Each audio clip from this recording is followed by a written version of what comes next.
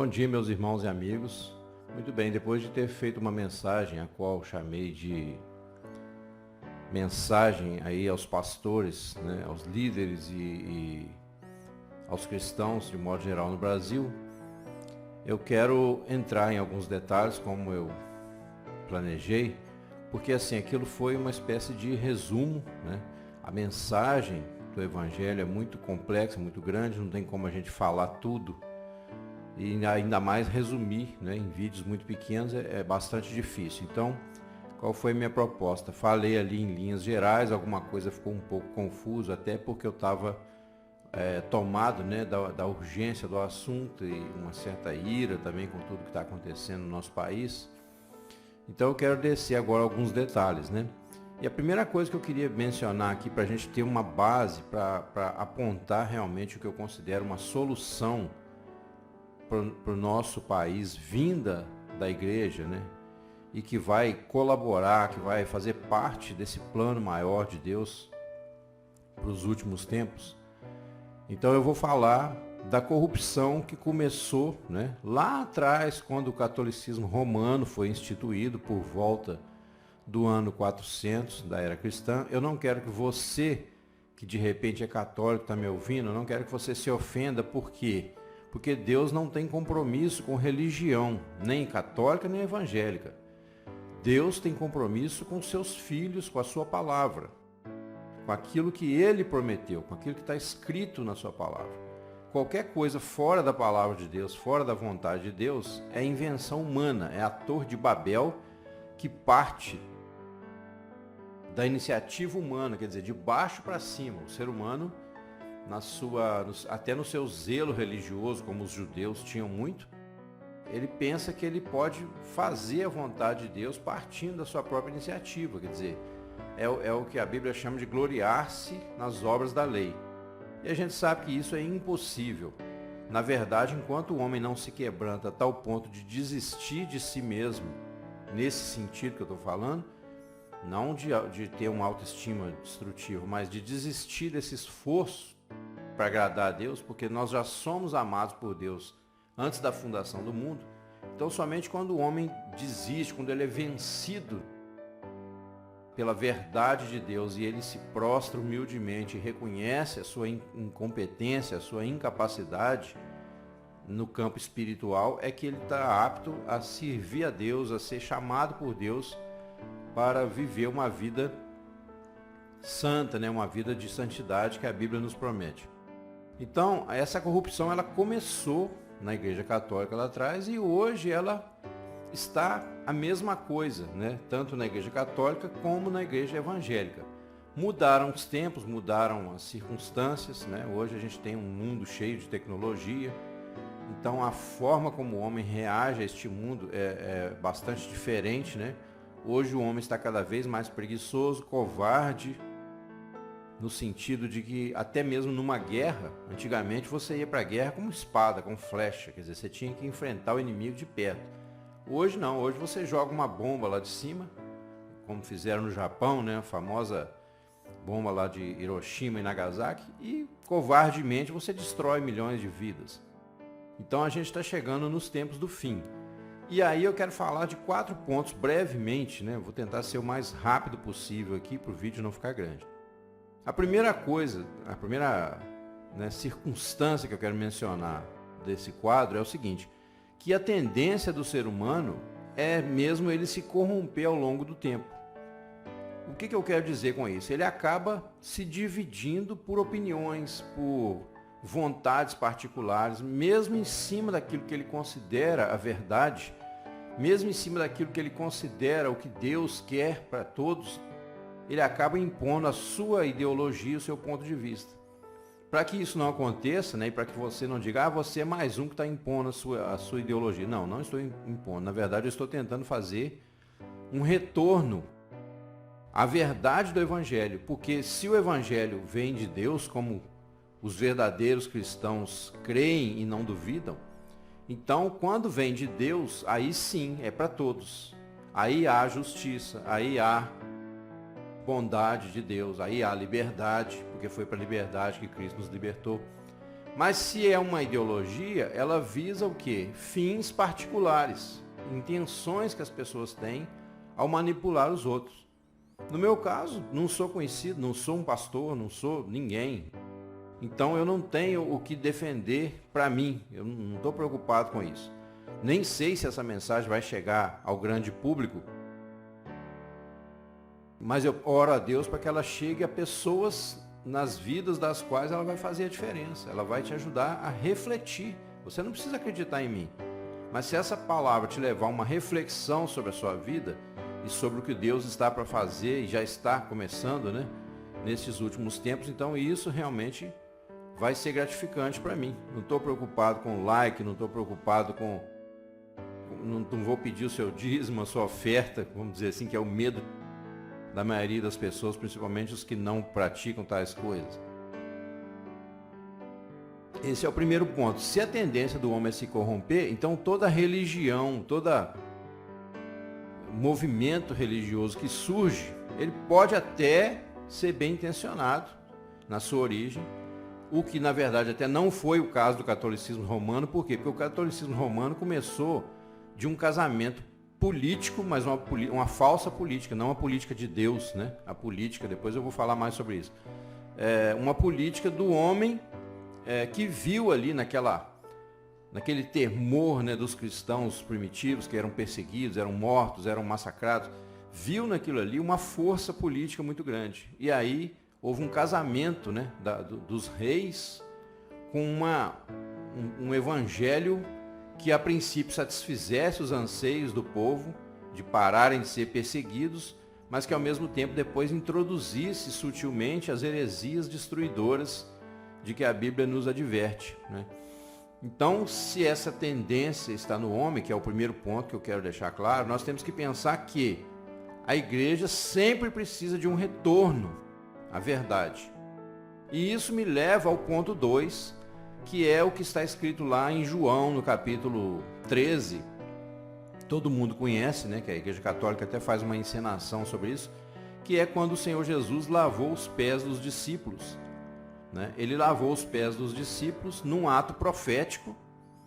Não significa que você tenha que lavar o pé necessariamente, ali o pé chulesento, né, do seu irmão, com uma toalha e com uma bacia. Mas o sentido disso é o quê?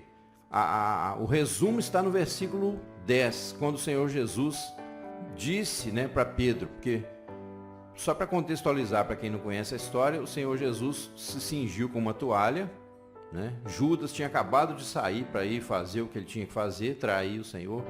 Ele ficou ali só com os 11.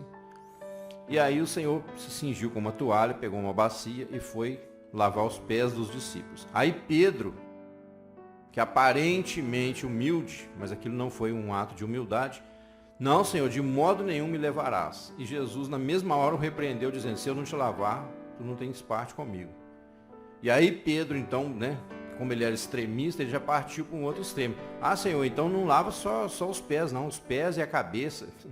Aí Jesus fala, então, no versículo 10, aquele que está lavado não necessita lavar senão os pés, pois no mais está todo limpo.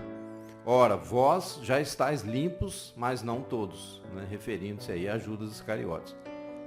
Bom, o que significa isso? Que esse lavar os pés, né? A Bíblia diz que a água, nos dá a entender que a água representa a palavra de Deus. Então a palavra de Deus é que nos traz vida. Ela é o nosso alimento espiritual, é ela que fortalece a nossa fé, que na verdade é o fundamento da fé. A verdade de Deus, nós cremos nela, isso é fé. Não é um sentimento religioso, não é um otimismo. Ah, Deus é bom. Isso aí é muito vago, né? Nós temos que crer no que Deus fez, na promessa e no que foi realizado ali por Cristo mesmo na cruz. Isso é a fé. Então, à medida que você leva a palavra, você leva a verdade às pessoas, você está lavando o pé dessas pessoas. Esse é o verdadeiro ato de lavar os pés. Por quê? Porque mesmo para quem já creu, né, para quem já é renascido, a tendência é a carne te trazer de volta às velhas práticas. Então você tem que estar sempre sendo alimentado pela palavra, né? E o ato de lavar os pés, que para nós hoje a gente chamaria de banho mesmo, porque naquela época era muito comum. Você chegava de viagem com os pés sujos, então lavava-se os pés para deitar, porque às vezes já era tarde, não tinha luz elétrica como nós temos hoje. Então você lavava os pés para dormir. Era como se fosse o nosso banho hoje. Então o banho não é um hábito bom que você tem que praticar todos os dias. Por quê? Porque se você não toma banho, a sujeira vai se acumulando. Da mesma forma, se você não se lava pela palavra, a sujeira do pecado vai se acumular, né? Não adianta você achar que é o cara santarrão, que já está acima do bem e do mal, porque você vai se corromper. É só descuidar da palavra, né? Que a Bíblia fala, tudo que não procede de fé é pecado. Então, no momento que você não está andando por fé, você já está pecando. Por quê? Porque você está flertando com a falta de fé, né? Você está deixando de olhar para a palavra de Deus, está olhando para as circunstâncias, para os seus interesses particulares. Então, este é o segundo ponto decorrente do primeiro. E o terceiro ponto, esta reforma, aí vem a questão, que na verdade eu usei a palavra reforma para chamar a atenção para o fato disso, né, exatamente que eu falei, de que a igreja precisa estar sempre se renovando. Então a gente tem, inclusive a gente teve, né, a famosa reforma protestante por volta de 1500, que aparentemente trouxe um alento para a igreja, trouxe de certa forma, né, tirou o povo da ignorância da palavra de Deus, mas não é a solução definitiva. Por quê? Porque Deus, o Evangelho de Deus não é para reformar.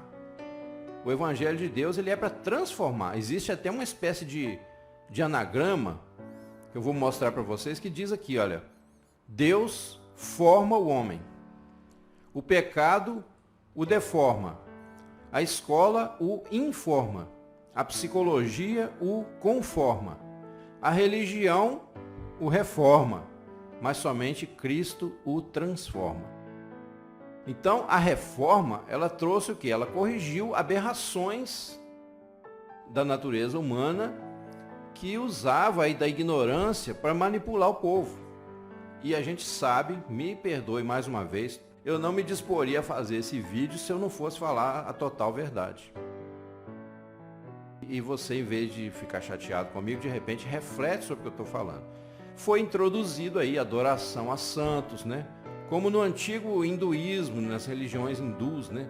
Que tudo era uma divindade. Então, aí houve a introdução da adoração de imagens com o tempo, adoração às relíquias, né? Compra de indulgências, né? Você comprar um lugarzinho no céu, um lote no céu, o purgatório, né? Enfim, um monte de fantasias e heresias, justamente para quê? Para desviar o povo do poder do verdadeiro evangelho. Como eu disse no início, que Deus só tem compromisso com o seu evangelho. Ele não tem compromisso com nada que o Papa, ou seja, quem for, inventou, fez lá uma bula e falou que é a verdade dali para frente. O cânon sagrado das Escrituras foi encerrado com o livro de Apocalipse. Depois disso, tudo que vier é lixo. Você pode jogar fora. Certo? Então, se você ainda está preso a essas coisas, é a hora de se arrepender. Por quê? Porque essa reforma, ela vai ter algumas características, 4 características que eu quero mencionar brevemente, que vão te fazer pensar. Primeiro, essa que eu chamei de reforma até agora, mas agora eu vou usar a palavra certa, né? Este avivamento da igreja, esse trazer de volta, né? A igreja, a sobriedade do evangelho, ela virá de Deus e não do homem. A gente poderia fazer mais uma reforma, mas você faz uma reforma lá do seu telhado, da sua fachada, daqui a pouco está tudo corrompido de novo. Por quê? Porque nesse mundo a gente sabe que os ladrões roubam, a traça corrói, a ferrugem consome.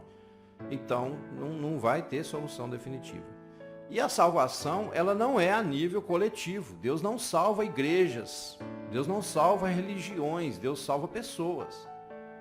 Tudo isso é um aparato, né, que o homem, até certo ponto é necessário, você estar congregando com seus irmãos ali num local, né, para poder justamente lavar os pés, pelo menos de uma forma mais técnica, vamos dizer assim, que o verdadeiro lava-pés também acontece no dia a dia, quando você vai na casa do seu irmão, vê necessidade, ajuda na medida do possível.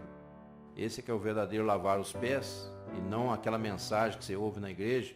Aquilo ali é como se fosse uma aguinha, né, para você tomar. Você está de viagem, aí você para, alguém te dá um copo d'água e você prossegue. Mas o verdadeiro lava-pés é no dia a dia. Essa verdadeira reforma que vai transformar definitivamente, que vai separar, né, o joio do trigo, então ela virá de Deus e não do homem.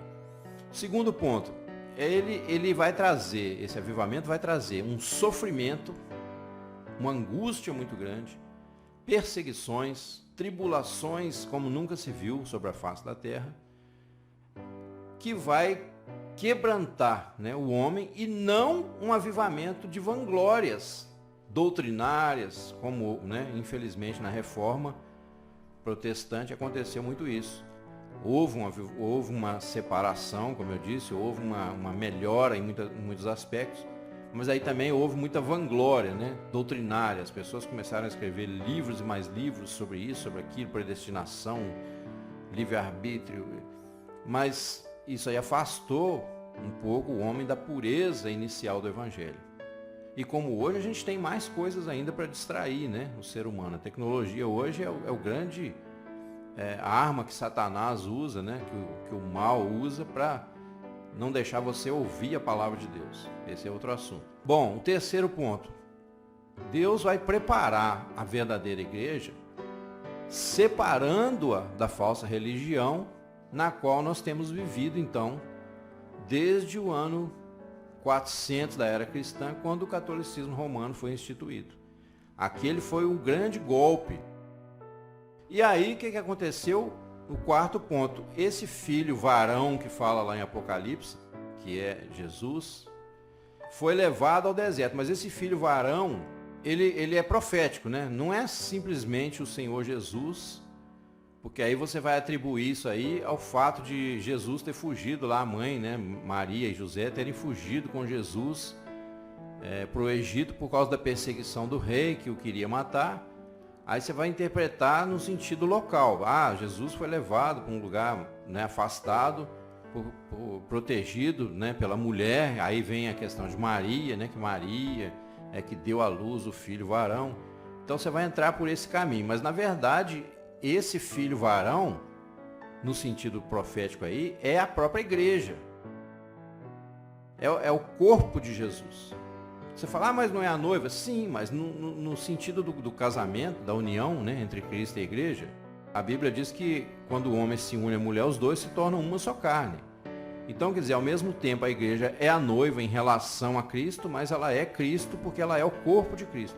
Então esse filho varão foi levado ao deserto, né? O deserto aí é o quê? É um lugar de sofrimento, um lugar afastado do burburinho, dos interesses da sociedade. Quando você está no deserto, você troca um tesouro, você troca riquezas 1000 por um copo d'água, dependendo do momento. Então ali é onde os verdadeiros valores permanecem. Então o deserto representa esse afastamento do mundo, essa separação, né? Ela foi levada, e aí tem um texto de Apocalipse que eu vou apenas ler para o vídeo não ficar grande. No próximo vídeo eu pretendo comentar esse texto, que está lá em Apocalipse 12. Isso é muito importante, tá, pessoal? Do versículo 13 ao 17, onde diz assim: E quando o dragão viu que fora lançado na terra, perseguiu a mulher que dera à luz o filho homem, né, o filho varão. E foram dadas à mulher 2 asas de grande águia, para que voasse para o deserto ao seu lugar, onde é sustentada por um tempo e tempos e metade de um tempo, fora da vista da serpente. E a serpente lançou da sua boca, atrás da mulher, água como um rio, para que pela corrente a fizesse arrebatar. E a terra ajudou a mulher, e a terra abriu a sua boca, e tragou o rio que o dragão lançara da sua boca. E o dragão irou-se contra a mulher e foi fazer guerra ao remanescente da sua semente, os que guardam os mandamentos de Deus e têm o testemunho de Jesus Cristo. Ora, esse texto, olhando assim, parece uma coisa louca, né? Não tem muito sentido à primeira vista. Mas eu te garanto que eu vou compartilhar com você, vale a pena ser refletido, né? O sentido aqui é profético realmente, porque João estava isolado na ilha de Patmos quando escreveu e ele tinha que ter certos cuidados, né? Porque ele estava proibido de anunciar o evangelho. Então ele falou numa linguagem um pouco alegórica, mas os cristãos da época sabiam a que João se referia e é sobre isso que nós pretendemos falar. Então, se você estiver acompanhando esse estudo, eu aguardo você no nosso próximo vídeo aí e fique com Deus até lá. Um grande abraço.